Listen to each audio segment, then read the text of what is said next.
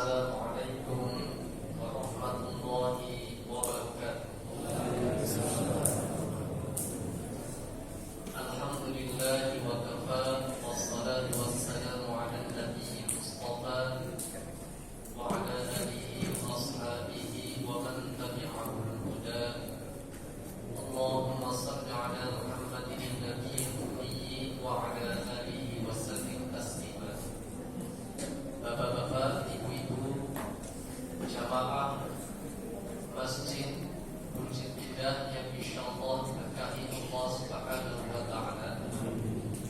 Alhamdulillah kita sudah melaksanakan salat Isya berjamaah. Dilanjutkan melaksanakan qiyam Ramadan atau yang biasa kita kenal istilahnya dengan salat tarawih. Mudah-mudahan kita bisa mengikutinya sampai nanti selesai bersama imam sholat witir, ya. Sebab dalam satu riwayat Rasulullah SAW beliau bersabda, "Innahu man qama ma'al imam hatta yansarifa kutiba lahu qiyamul lailah." Siapa yang melaksanakan sholat qiyam Ramadan atau sholat tarawih sampai selesai bersama imam, maka dicatat baginya sholat semalam suntuk. Amin. Alhamdulillah kita sholatnya cuma 11, ya, jadi masih nambah lah. Yang sholatnya 23 agak panjang. Wah, itu kalau pengen dapat keutamaan ini, bapak-bapak suka ngakalin biasanya. Dapat 8 istirahat dulu, ngerokok dulu, ngopi dulu, mau 20 balik lagi. Ini nggak dapat, ya, nggak dapat keutamaan itu. Jadi yang dapat keutamaan satu malam suntuk itu, ya, sholatnya yang ikut bersama imam sampai selesai. Apakah mau 11 rakaat, mau 23 rakaat, mau 36, mau 40, silakan, ya.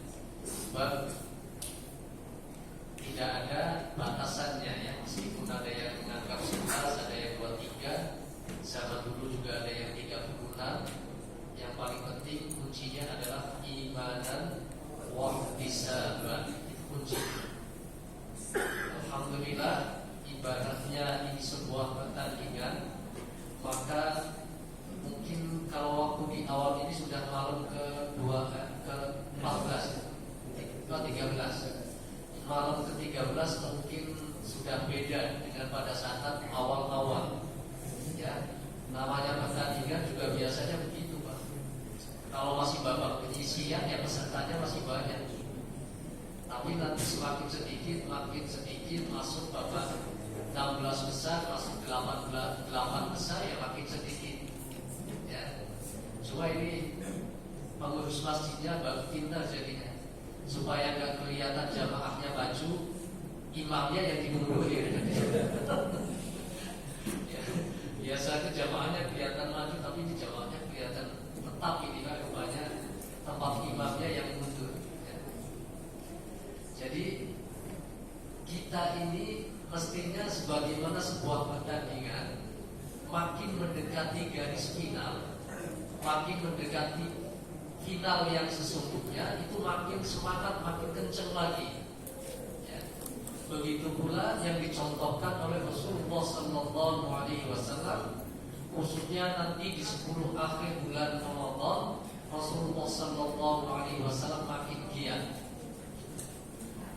Bapak Ibu jamaah sholat tarawih yang dimuliakan Allah Subhanahu wa taala, kita ini sudah melaksanakan Ramadan.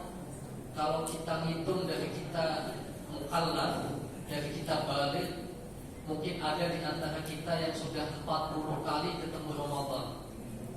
Ada yang 50, ya. Kecuali yang telat baliknya usia 30 tahun dari tadi, ya. Ada yang sudah mungkin mengalami Ramadan itu sejak masa balik itu sudah 60 kali. Yang berasa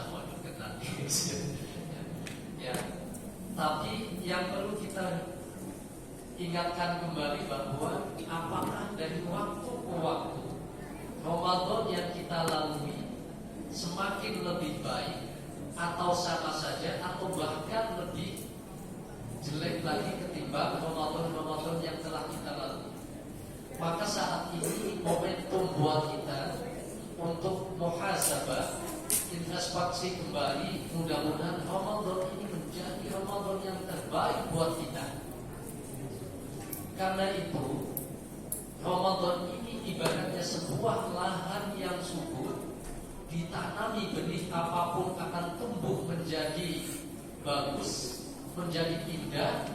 Maka kesempatan buat kita sediakan bibit, sediakan tanaman-tanaman yang akan ditanam di lahan yang subur ini. Bibitnya juga bibit yang unggul, jangan asal-asalan. Karena itu kami mengingatkan, khususnya buat saya pribadi, ketika kita di bulan suci Ramadan ini, pertama yang harus kita ingat agar Ramadan dan Ramadan berikutnya jauh lebih baik, amaliyah ibadah kita lebih baik. Pertama kita harus menyadari bahwa puasa, sholat itu bukan tujuan, tapi adalah wasilah, sebuah perantara saja. Tujuannya sholat, inna sholata tanha 'anil fahsya wal munkar. Tujuan sholat itu mencegah perbuatan keji, perbuatan munkar. Ya. Jadi kalau ada orang yang sholat, setelah sholat kok banyak sekali perbuatannya tidak ada efeknya sama sekali, kembali lagi, bahkan niat sholatnya apalagi di bulan Ramadan ini banyak jamaah, ya, niat sholatnya supaya bisa mengganti sandal atau sepatu yang bagus, ya, berarti kan ada yang salah dengan sholatnya. Yang salah bukan ayatnya. Jangan berkata katanya sholat tanha 'anil fahsya wal munkar. Kenapa saya sholat kok masih banyak melakukan perbuatan dosa? Jangan salahkan ayatnya, tapi mungkin kita dalam pelaksanaan sholatnya tidak maksimal. Begitu pula tujuan dari puasa ini adalah la'allakum tattaqun. Jadi bukan puasa itu sendiri yang menjadi tujuan, bukan sholat itu yang menjadi tujuan. Sebab kalau sholat, puasa yang jadi tujuan, maka sering kita dengar istilahnya yang penting sholat, yang penting puasa. Kalau yang penting sholat, yang penting puasa, nggak urusan bagaimana baik atau tidak yang kita lakukan. Yang penting saya sholat, yang penting puasa. Mestinya mindsetnya kita ubah. Sholat itu penting, puasa itu penting, bukan yang penting puasa, bukan yang penting sholat. Ya. Kadang-kadang kalimatnya diubah sedikit, tapi maknanya sangat beda. Ya. Kita biasanya seorang anak misalnya pamit ke orang tuanya, ma pamit, ayah pamit, mau bekerja. Biasanya orang tua kasih wejangan, kasih nasihat, ya kerja yang baik ya, jangan lupa sholat. Coba kalau kita ucapannya, kalimatnya dibalik sedikit saja. Sholat ya, tapi jangan lupa kerja yang baik. Jadi mindset yang dibangun adalah sholat yang diutamakan, bukan kerjanya yang diutamakan. Nanti lama-lama akhirnya yang penting sholat, bukan yang penting, bukan sholat itu penting. Ini untuk memperbaiki supaya semakin ke depan sholat kita, ibadah Ramadan kita, puasa kita jauh lebih baik lagi.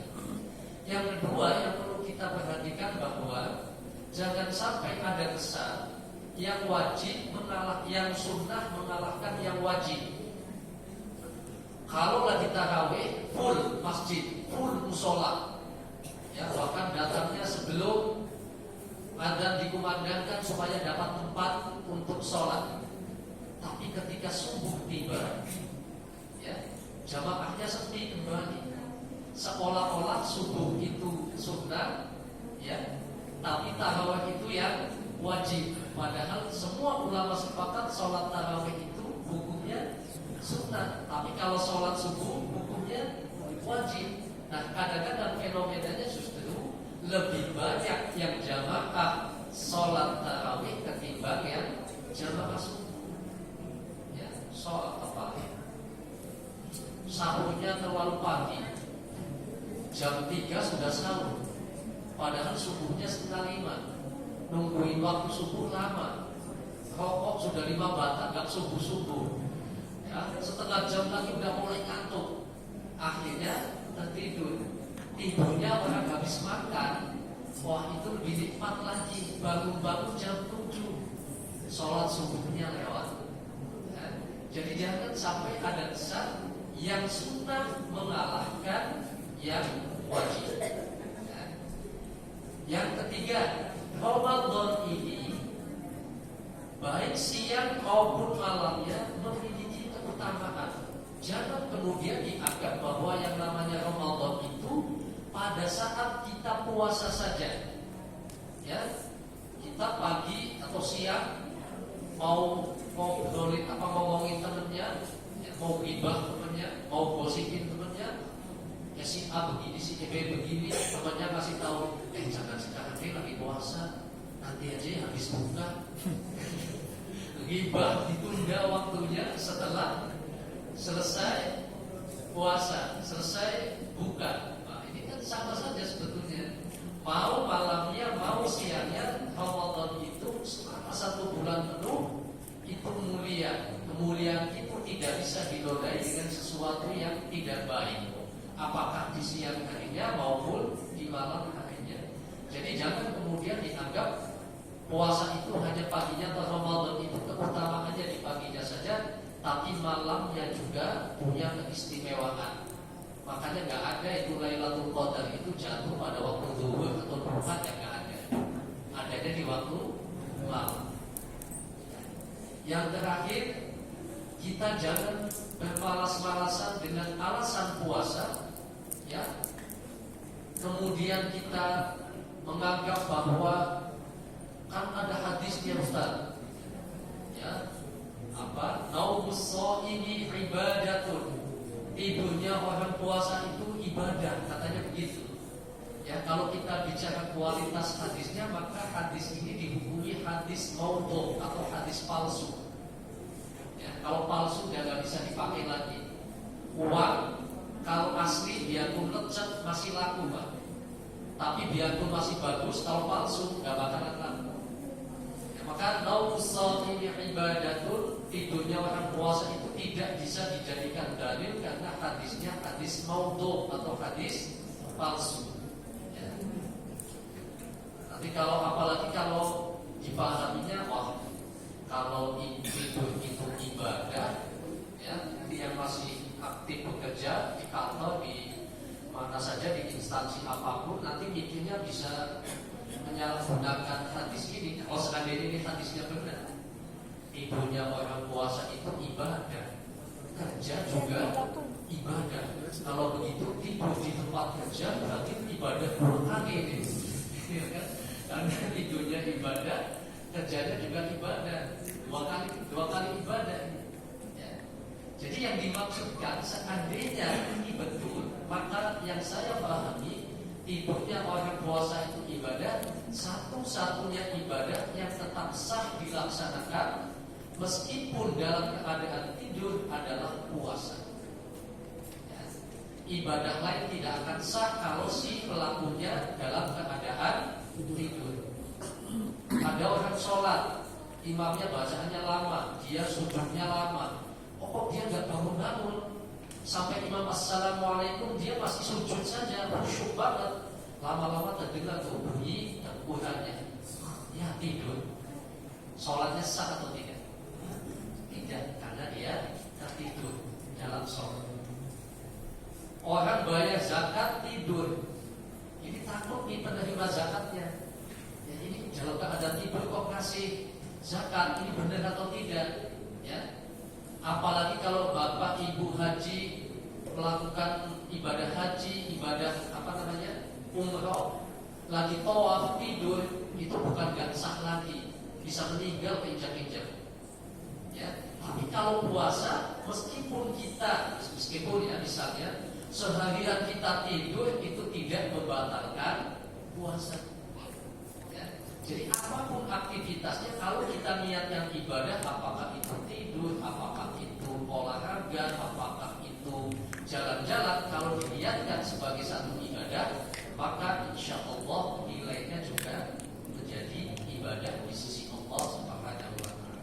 Jadi tidak ada alasan malas-malasan, tidak ada alasan lemas dan lain sebagainya, tidur-tiduran dulu, karena menganggap bahwa tidurnya orang puasa itu adalah ibadah. Ya, jangan menjadi dasar itu, tidak menjadi kemudian dengan dalil itu kita kemudian bermalas-malasan, menyebabkan kita tidak produktif. Ya, puasa tetap produktif, bahkan dengan puasa ini insya Allah segala sesuatunya dimudahkan oleh Allah Subhanahu wa Ta'ala.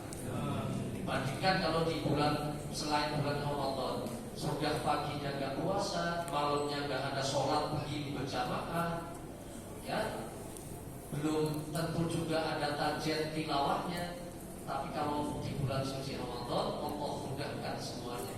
Paginya puasa dalam keadaan lapar dahaga, masih mau malamnya untuk melaksanakan sholat berjamaah, sholat sunnah, dan masih sempat bulan punya tajam, misalnya 1 bulan khatam Al-Quran, dan itu jarang sekali dilakukan di luar Ramadan. Mudah-mudahan kita semua diberikan kesehatan, diberikan kekuatan oleh Allah Subhanahu wa Ta'ala, taufik dan hidayah, agar mampu melaksanakan amaliyah-amaliyah di bulan suci Ramadan dengan sebaik-baiknya, sehingga tujuan kita puasa, tujuan kita melaksanakan sholat qiyam Ramadan, yakni menjadi hamba-hamba yang bertakwa, tercapai sebagaimana